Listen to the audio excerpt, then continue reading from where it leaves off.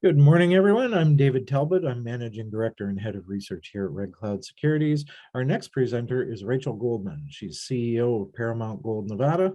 Paramount's advancing its past-producing Grassy Mountain project in Oregon and the Sleeper project in Nevada. So, Rachel, you've got about 15 minutes to discuss, and then we'll have a 5-minute Q&A session at the end. So, take it away. Thank you, Dave, and thank you to Red Cloud for making the time for us today. We really appreciate it. So as Dave mentioned, we are advancing two projects in the U.S.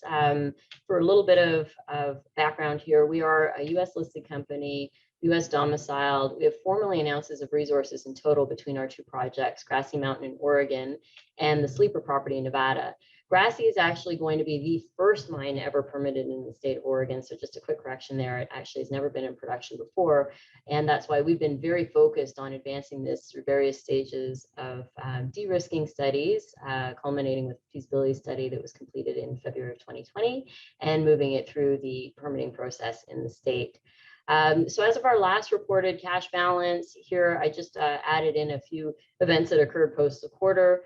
And I do like to flag on our shareholder list, we have very strong support from the Seabridge team, including two Seabridge executive members who are on our board. And also came to be a significant shareholder in Paramount by virtue of having completed the feasibility study on Grassy in February 2020. They had to take stock at that time that they did. So Grassy Mountain is located all the way on the border with Idaho and Eastern Oregon. This certainly helps to facilitate our permitting efforts for the first mine to ever get permitted in the state.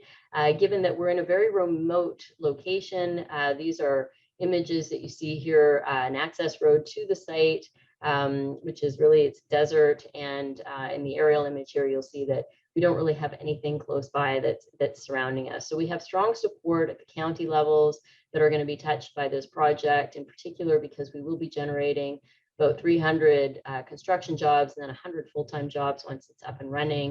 And obviously, this is critical in an area such as Eastern Oregon, which even prior to COVID had very high levels of unemployment and poverty. So we do have a lot of support there that happily flows up to the senators in the state, where we have good bipartisan support as well. So the project that we'll be building, in spite of the fact that we have 1 million ounces in total resources there, we're actually only targeting initially the 390,000 ounces proven probable reserves that's higher grade at 6.5 grams. Part of the thinking here is that prior owners of this property envisioned it as an open pit. And while it would make an ideal open pit, I think our understanding of the social and political landscape for the very first mine to ever get permitted in the state, a very small footprint underground mine, has a higher likelihood of being successful in those permitting efforts in our view. So this will be a very small 750 ton a day milling operation, a simple CIL recovery process.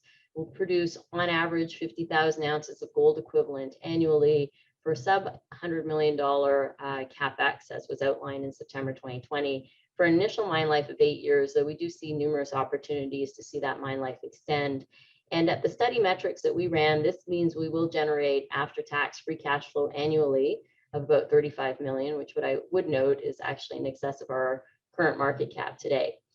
So the inputs that went into the feasibility study, we used a 1470 on our base. The upside case that I included here at 1900 obviously shows how this very robust project will have an even quicker payback and a higher rate of return in an $1,800 environment. So it's certainly worth the effort that we've been putting in to advance it through the de-risking and through the permitting efforts that we're doing now. When I discussed that previous owners of this property viewed it as an ideal open pit, this image does a good job in explaining that. The lower grade mineralization, which shows up in the purple here, is only about 50 meters from surface. And the higher grade that we're going to be building, if I can orient your eyes, in the hot pink, so not even the red, but the hot pink. And you know, the opportunity here is only 150 meters from surface. Is once there is a decline sunk here, and we will be pulling up a lot of this material. A lot of the material, the red and the yellow, that wasn't included in the previous mine plan certainly will make its way into an updated mine plan as we move into production. So that's one area of opportunity for us for mine life extension. The other potential exists in that we do have some near mine exploration opportunities within Grassy. There are also opportunities in depth which we haven't done more than what we needed to outline this very economic project. So certainly also once we're underground, we will have an opportunity to do some further exploration drilling there from underground. And certainly another opportunity that would exist, while we are permitting this as an underground mine, we hope that there could be a willingness to see us expand by open pit once the first underground mine is successfully up and running. So, you know, the 8 years that we outlined in the initial study really is just the beginning of the story at Grassy. I am going to spend a couple minutes on permitting in Oregon, since this is really the big unknown with Paramount, but which we believe is also the big value creating opportunity that we have in hand, is to continue along with this process. We're working with laws that have been in place since the early 90s. And I do want to stress that the state of Oregon has never turned down a mine. They've just never had a project that was advanced enough to move through the permitting process with a company that was committed to doing it all the way through, partly because Grassy is the most advanced project in the state. So where we are in this process now is that we made our initial submissions both to the state agencies and to the Bureau of Land Management in November of 2019. And at that point, the state agencies had 90 days to respond with their feedback, which they did on time, on exactly 90 days. But you know, if I can bring you back in time, that did bring us to about mid-February 2020, promptly before the world hit the pause button. And from a Paramount standpoint, we needed to examine the feedback that we got, work with our permitting consultants, SLR in the US, to formulate our next submission, which happily, very important milestone for the company. We just made those new submissions in this past December. So we're now waiting for the next round of feedback, which takes a different form for the second time round. It's more of a collaborative process where they engage with us, and really the objective from all sides is for the agencies to view this as a complete application. Once that occurs, it starts the clock on a 225-day process at the state level, where they will be engaging Cardno to work with them on an EA, and at the same time we'll be drafting the draft permits.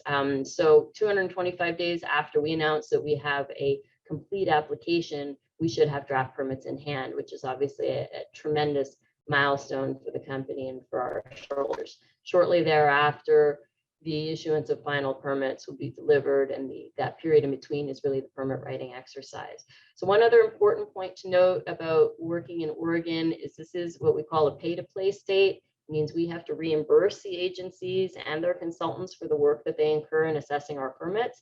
And this is why Paramount, since acquiring this project in 2016, has really been singularly focused, keeping the balance sheet in shape to be able to continue to move through this important process. So from the time that we acquired it in 2016, which incidentally we did for about $10 per ounce in the ground, we have moved it through successive de-risking initiatives, from the PFS to receiving a number of very important permits, both from the state and from the county, which, you know, obviously are not the big consolidated permit application acceptance, but they are important pieces of the puzzle as we move this along. And, you know, we feel that we should be in good position to see the draft permits in hand, perhaps even by the end of this calendar year, but certainly we would think by Q1 of next year. An additional opportunity that we have in Oregon for mine life extension at Grassy is actually an exploration property called Frost, which sits about 12 miles away from Grassy. We optioned this property, applied for permits to drill, received those, and put in our first 13-hole RC program just this past fall. As you've probably heard from many other operators, there have been significant delays both in accessing drilling rigs, but also seeing assays completed. So having gone into this property for the simple reason that the proximity to Grassy at 12 miles away means it is within viable trucking distance. So any significant amount of mineralization that's found here could be trucked to the Grassy site and help to extend that mine life and improve the economics. But also from having seen the summary results of what was drilled by Western Mining back in the 90s, it hit intercepts there of up to 25 grams a ton. So having had the opportunity to shoot geophysics, compare it to what we already know and see from our geologists at Grassy gave us an indication of where to at least start with a drill program. And so 1.5 grams was our highest. We also had, you know, several number of meters, 70 feet at a gram per 10. So what I would interpret this to say is there's definitely a gold system here, and it is something that will set us up for future drilling at Frost and ultimately some future growth at Grassy down the road. But while we wait for our permits, we're also now focusing on our significant land package that we have in Nevada. And as Dave mentioned, this includes a prior past producing sleeper mine, which had pretty storied history, producing 1.7 million ounces, an average heavy grade of 7 grams a ton back from the mid 80s to the mid 90s. What we have left here is a significant amount of ounces, but at also much lower grade, 3 million ounces at 0.33. What I would say about this is with 60% of this deposit sulfide, you'll start to understand why the work that we've started to do over the past year is now focused on two main points. One, how do we look at increasing the average grade of the resource that we do have? And number two, what can we do with these sulfides in terms of including them in a future mine plan moving forward? So in December of 2020 rather, we initiated a program to do some development work at Sleeper, really for the first time in many years that any work has been done here. So if I can orient your eye to the little yellow blob here, that is the former producing pit. And surrounds it. And a lot of this acreage has never been drilled at all. And so working with our consultants, MDA, there was an exercise of aggregating and reanalyzing all of the historic data that exists on Sleeper, which is substantial. When you think about a mine that produced for 10 years, all the drilling and blast hole data that exists. And really, you know, as I mentioned, the goal is where do we drill either within the current resource to increase the average grade, outside of the current resource to find incremental sources of satellite feed. And then in addition to that, looking at some alternatives for processing the sulfides if they were to be included in a mine plan moving forward. So the initial drilling that we did, we put 6 holes in, for example, to something called the range front fault, which is east of the old pit. And we did intersect grades there of up to 1.17 grams per ton. So as compared to our 0.33, certainly this too is a very good starting point to see some additional higher grade ounces come into the mine plan. Similarly, we do have some significantly higher grade sulfide material at Westwood, for example. We intercepted up to 4 grams a ton. And you know, some of this will be ongoing work that we do as we work towards an updated PEA, which will be complete in Q3 of this year. So in terms of the sulfide work, we have done some prior analysis on bio-oxidization as pre-treatment for the sulfides. We're going to be comparing that to some ambient alkaline oxidization that we have ongoing right now. And all of this will be leading to 2015 PEA, which, you know, certainly in a higher gold price environment like we have now, could look a lot more interesting than it did when it was originally done at $1,250 gold. But so our goal here is just to continue to work on that. Yeah, the last thing I'll leave you with, Dave, is we do have a project that we picked up in Nevada called Bald Peak.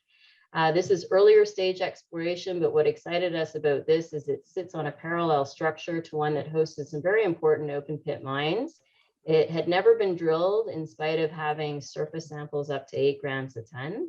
So as soon as we acquired the option on it, we did shoot some geophysics of our own and did some surface samples. I would note that 44 samples all intersected gold, the average being about 2.6 grams per ton and the high being close to 11. So depending on the timing of when date of our balance sheet, we might be in a position to drill this even as soon as this summer, which would be quite exciting to the team here. And what I would leave you with is, as we sit right now, market cap about 28 million. We do have just over 50 million shares outstanding. That's fully diluted, so that includes a convert and out of the money options. So basic shares outstanding only 44 million. I think that puts us at about $6 or $7 per ounce in the ground today. What I see is a number of opportunities for us to increase that valuation as we continue to de-risk our assets. Great. Okay, thank you very much, Rachel. Great presentation. So we do have some questions, so why don't we get right to it? Great. Your permitting process at Grassy Mountain is underway in Oregon. Are things proceeding really as expected, and how's your local government support? Yeah, I mean, I think at the time that the project was acquired in 2016, there was likely an expectation that the process would take less time than it has up until this point. I don't think that's unusual when you're the first moving through any process, that things take a bit longer. What I would say is we have all had an opportunity to work very closely with the regulators. There's an opportunity to work collaboratively to unearth parts perhaps of their process that aren't practical or don't make sense. And then they have worked with us to streamline that and facilitate it as well. So I'd say at this juncture, it is on track to what we now know to expect from our first round of submissions that started in 2019. I would also say the support that we have politically is tremendous. At the local level, the mayors, certainly of the two closest towns, Vail and Ontario, I met with when I was at site in November. They continue to be very supportive of being able to see any sort of economic engine be injected into their communities. And happily, at the state level, the senators are very supportive too. That's bipartisan support we have there from both the Democratic and Republican senators, because I think the same thing occurs. There are not a lot of ways. The population density is mostly on the west. The east is somewhat a little bit orphaned almost, and so it is a great opportunity for them to be able to help that part of the state. Right. Okay. Thank you. Rock mechanics and rock quality important for underground mining. Are there any rock quality issues there, and might water pose an issue as well? Do you need to add some large pumps? There are some areas of Grassy. Let me preface this by saying I am not a geologist, as Dave knows, but there are some parts of Grassy that have somewhat weaker rock quality, so will require support as the mine gets built. But all the details of that are in our feasibility study, and certainly I'm happy to answer a follow-up or organize a follow-up call if we want to go into more detail on the technical side. In terms of water, there is water on site, and the partner lands have a number of opportunities both to drill and test water wells. Those are included in the baseline data reports that we submitted as well. Okay. Are there any royalties payable at Grassy or Frost? There are. We have an MPI, but it's to Seabridge, and there is an agreement there. Seabridge is one of our large shareholders, that at the appropriate time, post a construction decision, that will be converted. Likely, we have an exercise option on a put option on it, or it will convert into shares. So either way, it won't be a lingering royalty on Grassy. At Frost, there's a royalty that exists to Ely Gold, who are the now Gold Royalty, who are the party that we option Frost from. Okay. At Sleeper, do you believe you can elevate grades through exploration, and is there potential to go deeper on the sulfides, which I think are higher grade? Yeah, I'd say there's definitely potential to go deeper on the sulfides at Sleeper, because we already know there are some portions where there's higher grades at depth. And then of course the sulfides, so it's a question of what can we then process them economically moving forward. So the BioOx studies that were done in 2015 actually yielded recoveries not dissimilar to what was used in the PEA. So the original PEA in 2015 only used the oxide and mixed material. Recoveries say 78 to 80%.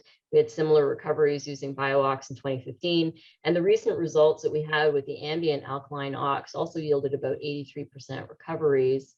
Granted, these are all in lab scenarios, but encouraging place to start. And so that's part of the work that's going to be analyzed here as we move towards a PEA. With respect to how much can we bring more higher grade material in through exploration, I would say this is probably a process that could go on for many years to come, given the size of the land package here. And there's a lot of white space on our land package that hasn't yet been drilled at all. So, this could certainly be a multi-year endeavor. And then the question at this juncture is, can we show enough that it makes sense to move Sleeper back into a production ready or a construction ready scenario based on higher commodity prices today and technological improvements and better understanding of what the property has. Great. Okay, we're up on time there. So thank you very much, Rachel. Thank you, everybody, for tuning in. Up next, we have Southern Silver Exploration on Stream 1 and Honey Badge Silver on Stream 2.